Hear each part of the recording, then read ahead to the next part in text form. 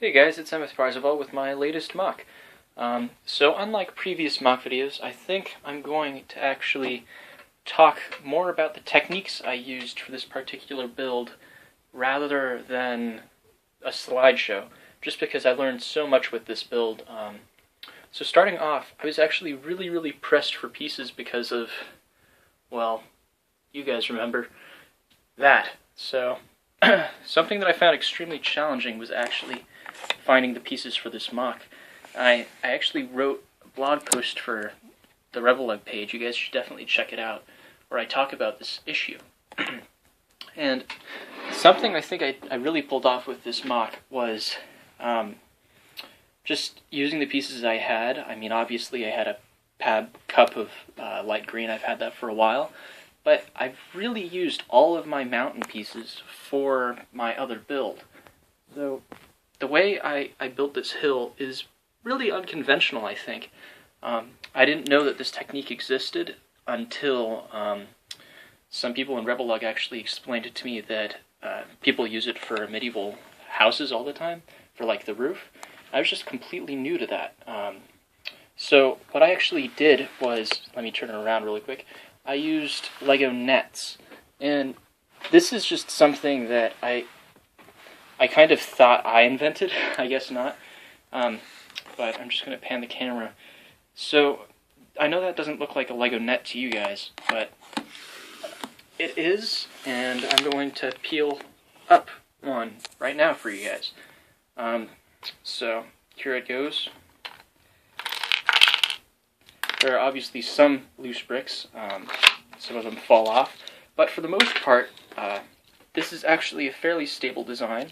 I've got some rock work on it. And the thing about this net design, to make the hill, per net, it takes roughly 60. I mean, obviously, a couple just fell out right there. They're hanging down there. But what I used was these things to stick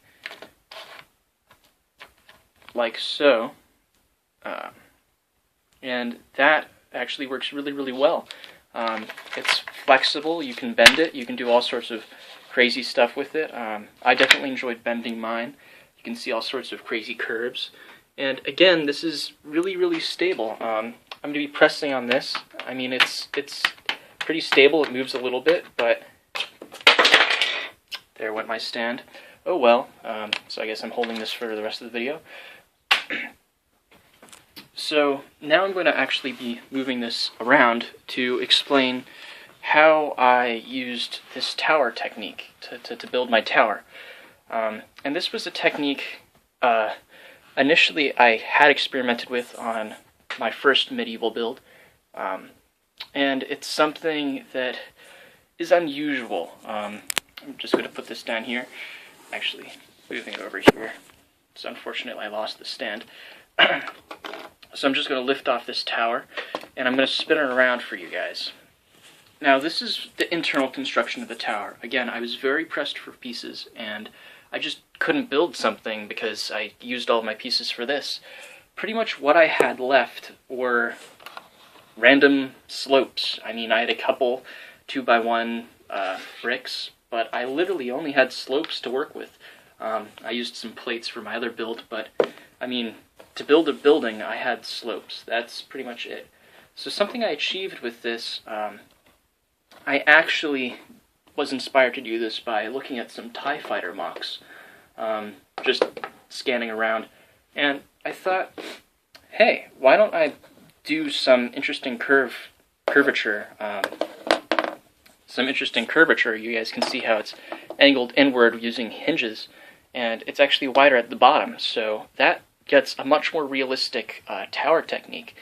And, I mean, this brick is solid, it's staying in there. And it's not because I pressed it in to the point where the plates holding it all in would break. I had to be very careful of that just because it's brown plates and everybody knows those break.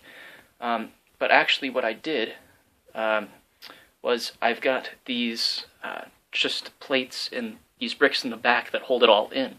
So I can, and since it's at an angle when it's actually built, like so, it's not going to fall out because it's not straight up and it's not tilted down. I mean, even when it's tilted down, it's really stable. I mean, I lost a couple pieces right there, but for the most part, you guys get it.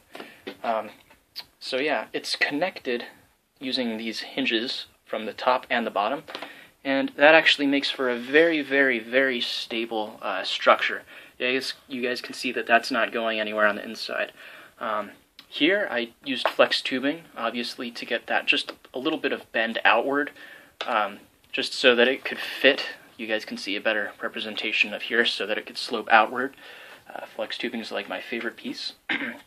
Over here, I've got some trees on fire, but that's nothing too crazy or special. I mean, just, I think they're called cheese slopes, just throwing on cheese slopes and actual fire pieces. I do have a building on fire in the back. I don't know if I can get around to show you guys that. But yeah, for the most part, that was fairly simple. The only other thing I really struggled with was building the rest of the tower when you guys know that didn't have a lot of pieces because I had my other huge MOC. So what I ended up doing was, for this MOC, I actually went to my family's communal kind of Lego bin kind of thing, and I pulled out all of the little tiny pieces. Usually I'd consider these greebling pieces for like a Star Wars build, but I had a lot left over from my main MOC, so this building is pretty medieval, and I think it looks good because it's definitely cobbled together. It got kind of the look I was going for. So all in all, I'm very happy with it. So yeah, I guess the last thing to talk about is how I achieved this roof technique. I'm pretty sure this design has been used previously. It's not invented by me, I don't think. And it's a very effective technique in getting texture on a roof. So basically, you guys can see it right here, perfect representation. There's a bit of overlap on the actual plates. Brown plates flex, so you want to be careful. But as long as it's not like right there or right there, it should be good. I mean, you want a little bit of space, and that's about the right distance. 3 studs is about the right distance to get the right amount of texture. And so it was kind of a repetitive pattern of that, or a close approximation of that, because obviously it didn't have a lot of brown pieces. So yeah, that tower, pretty effective build. The inside is actually built a lot more like the base of the tower. You guys can see that it's got hinges on the inside, and it's actually got clips at the top that are hidden, and that holds the whole thing in place. So yeah, initially I thought of giving you guys an overview for this MOC, but I guess that's not going to happen since it's deconstructed. But oh well. Then right here, here are like the fence I used, and this is pretty simple. It's just got these stick pieces wedged in there, and it holds pretty well. There's a fair amount of friction, so it's probably not going to go anywhere. I could shake the table a bit, and it would be fine. I mean, just, that thing might shake, but the fence will be fine, and that's really what matters. So yeah, I had my crazy hill technique, had my crazy studs not on top wall. I think this, I'm going to claim this as my idea. It really is. I think I've never seen anything like this, so it's mine.